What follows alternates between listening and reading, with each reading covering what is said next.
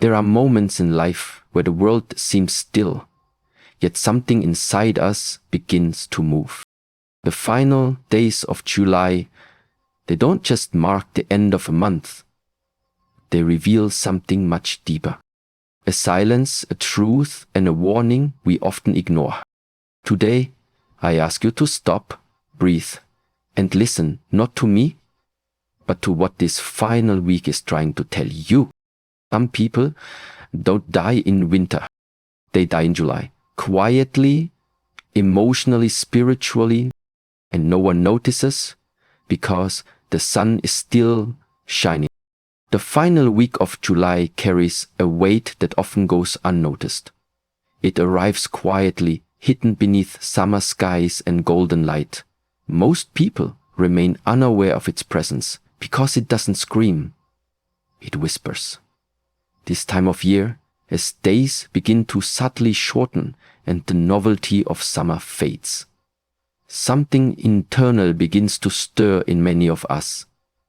Emotions, long buried beneath activity and noise, begin to surface. A soul no longer distracted by the fresh energy of early summer finds itself face to face with the truths it tried to outrun. This period becomes a mirror. Not the kind that reflects your outer appearance, but one that shows your emotional reflection. It reveals what you've been hiding, what you've suppressed, and what you've ignored. For some, it's anxiety. For others, a sense of emptiness. Some feel a rising sadness they cannot explain. There's no crisis, no tragedy. Yet the heart feels heavy. And when we don't understand this heaviness, we try to silence it. We scroll, binge, consume, talk louder, laugh harder, anything to drown out the growing whisper within. But the whisper doesn't go away. It grows stronger in silence, in the stillness of night.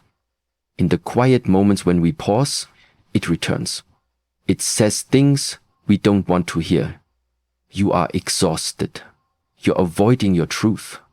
You're losing yourself. These are not cruel voices. They are not there to break you. They are there to wake you. They are the soft warnings of a soul nearing the edge of emotional collapse. This is why the final week of July can feel so dark, even when the sun is bright. The darkness is not around you. It is inside you, asking to be acknowledged. It's the buildup of months of pretending, performing, and pushing forward without pause. It is the soul's quiet cry for presence, connection, and authenticity. Many don't hear it until it's too late. By the time they recognize it, the weight has grown too heavy. Some fall into despair, others isolate. A few, tragically, disappear into silence. And yet, this week is not here to destroy you. It is not a curse. It is a spiritual checkpoint, a moment to reflect and realign. It asks you, are you really living the life you want? Are you being honest with yourself? Are you surrounded by true connection or just noise? These questions are not easy. They may shake you, but they are necessary if you want to move forward with clarity and strength. What makes this week especially important is that it often arrives without warning. Everything on the outside might seem perfect. The world keeps spinning, vacations, laughter, sunlight, they all continue. But inside, a quiet storm brews. And unless we're willing to sit with it, to face it, we risk losing ourselves completely. Emotional death is not loud.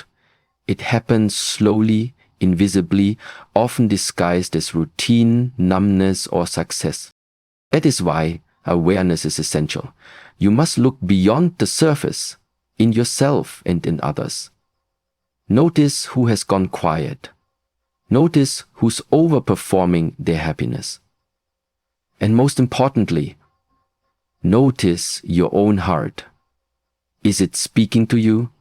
Is it tired of being ignored? If it is, then this is your invitation, not to panic, not to retreat, but to finally listen, to stop, breathe, and be present with yourself. In doing so, you may discover that the darkness you feared is not there to consume you.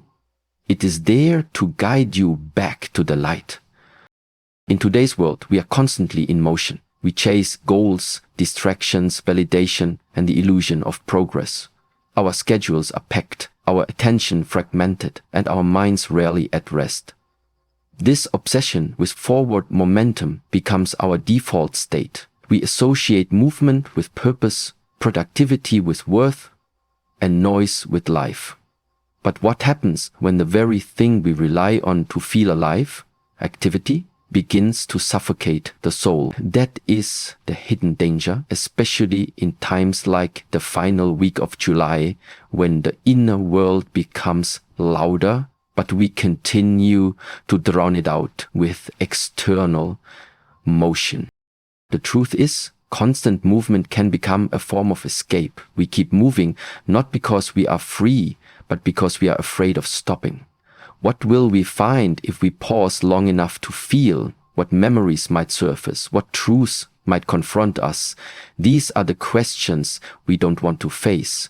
So we run, not physically, but mentally, emotionally, and spiritually. We run through scrolling, socializing, overworking, and overstimulating ourselves until the voice inside us grows faint. This is why the danger is not just in the distractions themselves, but in what they prevent us from experiencing. Forward momentum, when unbalanced, becomes a form of avoidance. It numbs the pain temporarily, but it never heals it. We become so consumed with progress that we forget presence. We measure our lives in accomplishments and ignore alignment. We chase joy, not realizing that joy cannot be found in speed, it's revealed in stillness. During the end of July, the internal pressure builds. The high energy of summer begins to fade, but we keep pushing as if we're still in spring. Our bodies tire, our minds begin to resist, but we override these signals. The result? A silent inner collapse. We feel disconnected, but don't know why. We feel heavy, but can't explain it. It's not burnout from work. It's burnout from running from ourselves. And this is the great illusion. We believe that by moving faster, we are solving our problems. But often we are only layering them. True healing, true awareness only comes when we stop long enough to listen. The pain we're avoiding doesn't vanish. It waits. And the more we run, the more it grows in silence. That is why moments of stillness feel uncomfortable. It's not the stillness itself that hurts. It's what stillness reveals. When people feel anxiety during quiet times, it's not because stillness is dangerous. It's because the suppressed emotions finally have a space to surface. But instead of sitting with them, we choose to escape again. The loop continues. And this is where many lose themselves. They forget that stillness is not weakness. It is a doorway, a passage into depth, clarity, and peace. This final week of July is not asking you to stop everything in your life. It's asking you to slow down enough to feel, to reconnect with what's real. You don't have to abandon movement, but you must be conscious of why you're moving. Is it from joy or from fear? Is it from inspiration or avoidance? The choice is yours. But understand this. Momentum without awareness leads to emptiness, and silence avoided becomes suffering prolonged. If you want to find the light again, you must be willing to enter the pause. You must dare to sit in the discomfort and let it speak. Only then can you truly begin to move forward, not from fear, but from freedom. There is a power in silence that most people overlook. In a world filled with noise, speed, and stimulation, silence often feels uncomfortable, even threatening. We tend to avoid it, fearing what it might reveal, but silence is not empty. It is full of truth. when we stop numbing ourselves with distractions, the silence speaks. It tells us who we are, what we've been hiding, and what we truly need to confront. In the final week of July, this silence becomes louder, not in volume, but in presence. It enters our lives through small moments, an evening alone, a quiet morning, or a sudden emotional pause when everything else seems to stop. And in that space, truth begins to rise.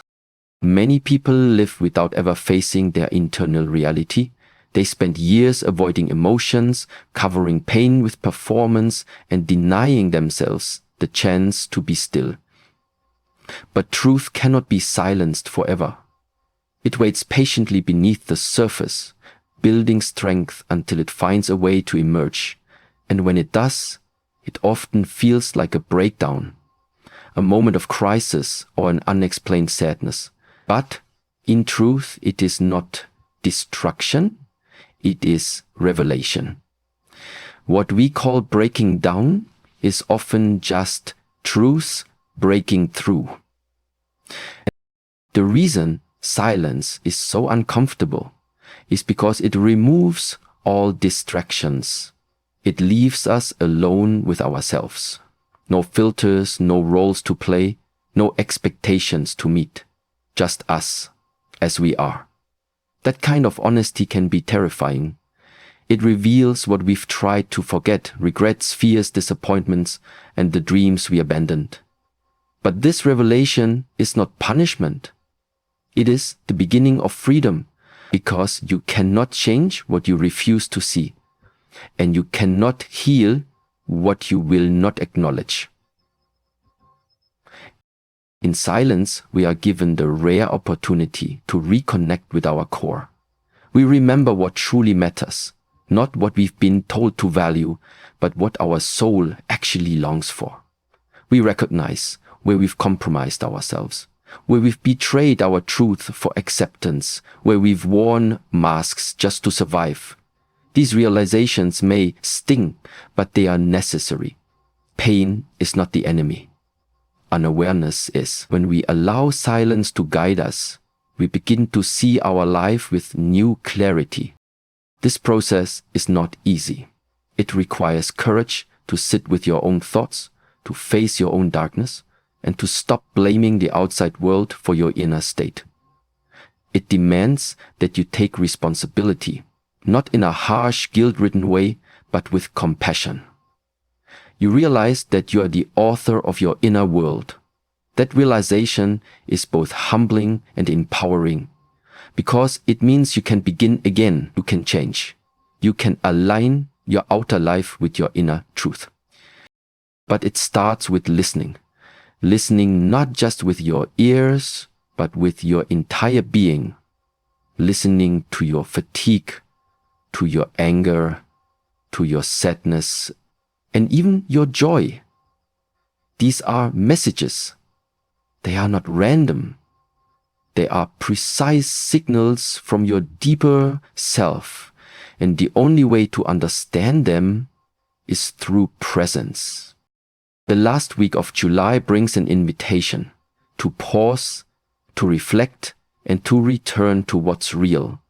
Not the version of you the world sees, but the version that waits in silence to be known. This is not a week to escape from, it's a week to enter fully. Because the truth you discover in silence is not your enemy, it is your guide. It is the quiet key that unlocks your strength, your peace, and your purpose. All around us, people are silently struggling. They smile, they work, they post pictures, they laugh at jokes. Yet behind those familiar faces may lie a deep unspoken pain.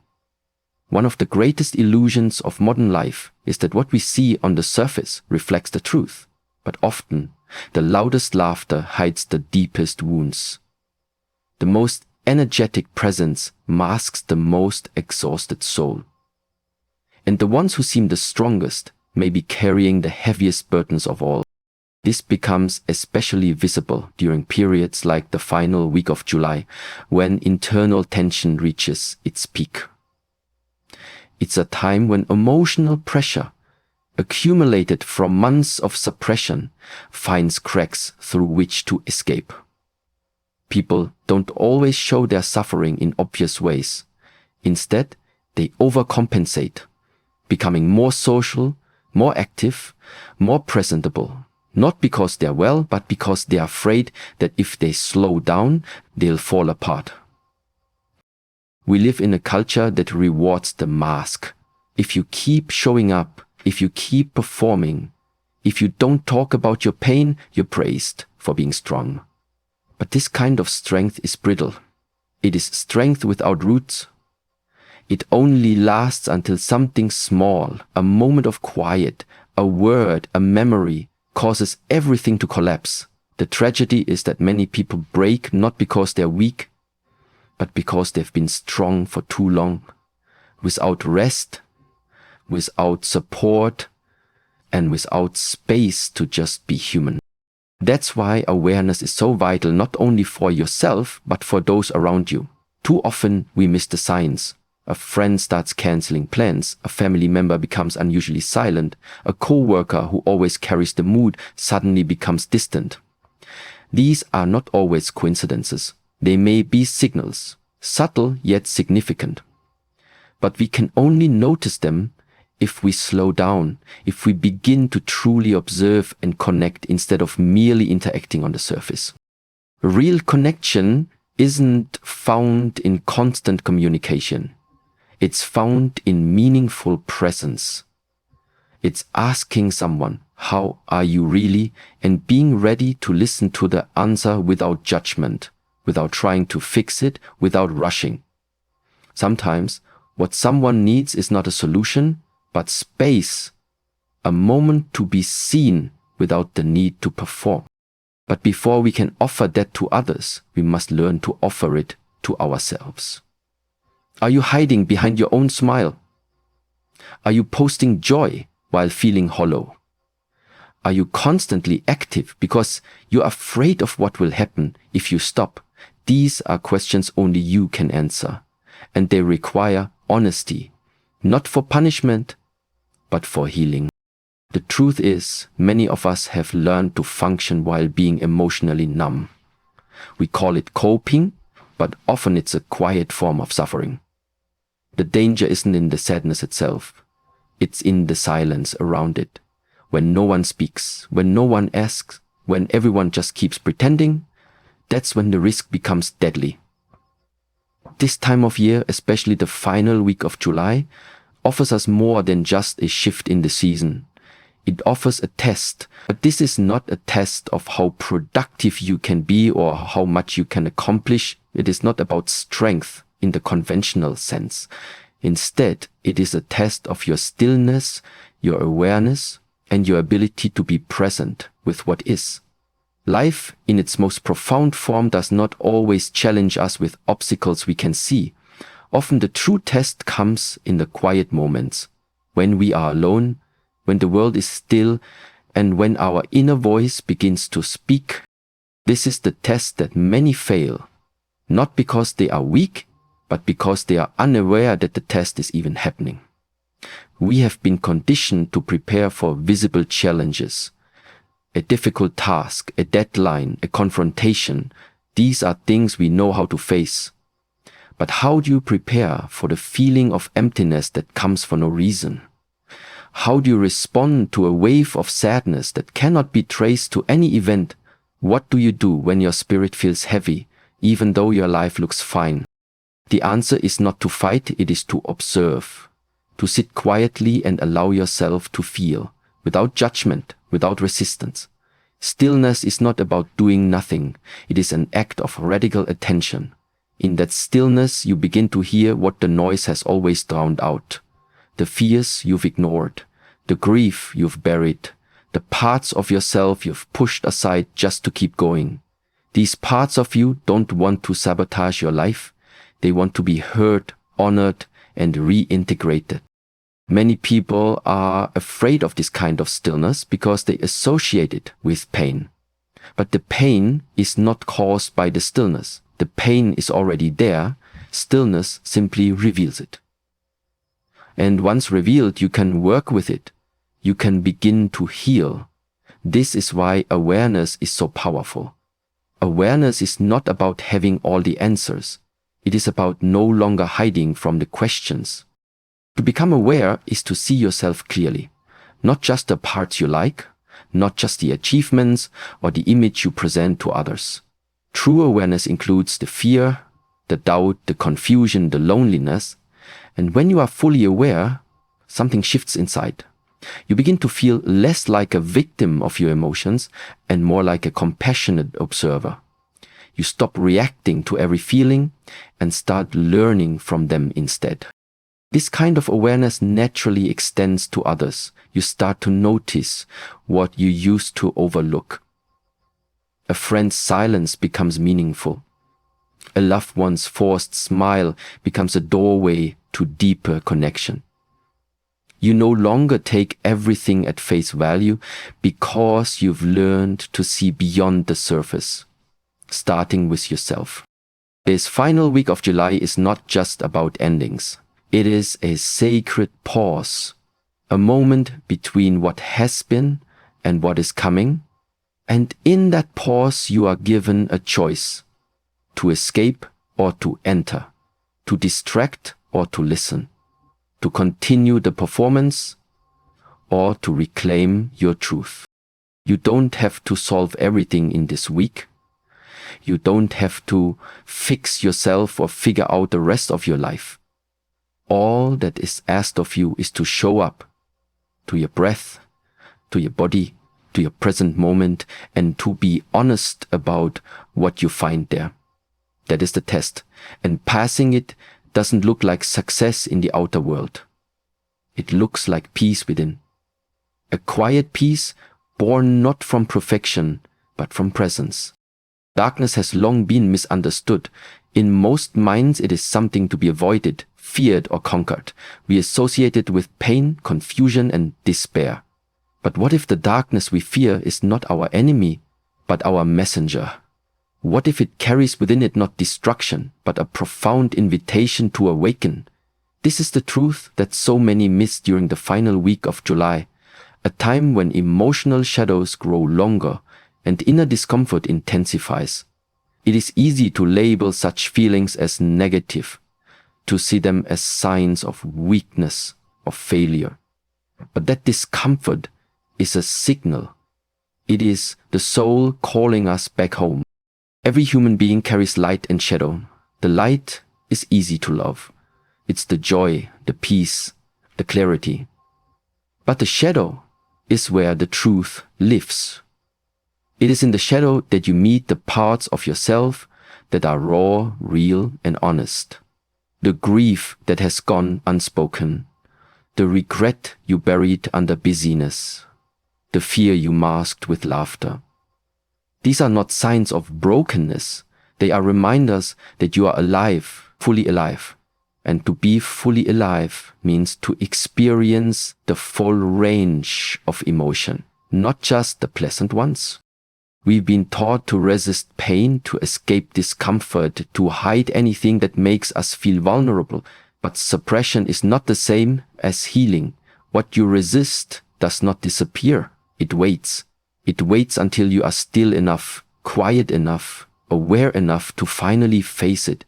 And when you do, you begin to see that your darkness has always held the key to your transformation. The sadness you feared holds your capacity for compassion. The anger you suppress is the boundary you need to set.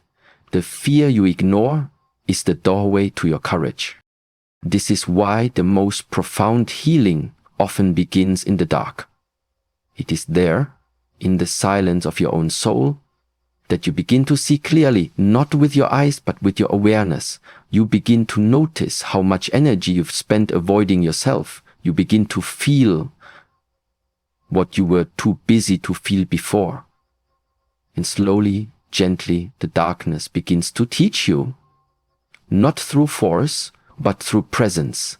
It shows you where you are not aligned, where you have abandoned your truth, where you have forgotten your worth. In that moment, something shifts. You no longer see darkness as a threat. You see it as a guide. a wise teacher sent not to punish you but to awaken you. And once you stop running from it, you realize something powerful. The light you've been searching for is not outside of you. It has always been inside, waiting for you to come home. The final days of July then become not a descent into despair, but the sacred turning point. A time to sit with the shadows, to hold them with compassion, and to ask them what they came to teach you. This is not an easy path. It takes courage to feel deeply. It takes strength to sit in silence, but in doing so you find a strength that is unshakable, not the kind of strength that resists life, but the kind that embraces it fully. Darkness is not the end. It is the beginning of awareness. And awareness is the beginning of transformation. So when you feel the heaviness, when you sense the shadow rising, don't run. Don't numb, don't distract. Instead, breathe, sit, listen, because what feels like breaking down may actually be your soul breaking open.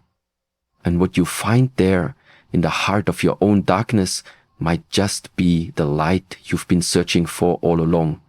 You are not powerless. You are not alone. The darkness you feel is not your end. It's your invitation. So in this final breath of July, choose to live more deeply, love more gently, and see more clearly. Because the greatest secret isn't as in July. It's how alive you can become when you finally stop running.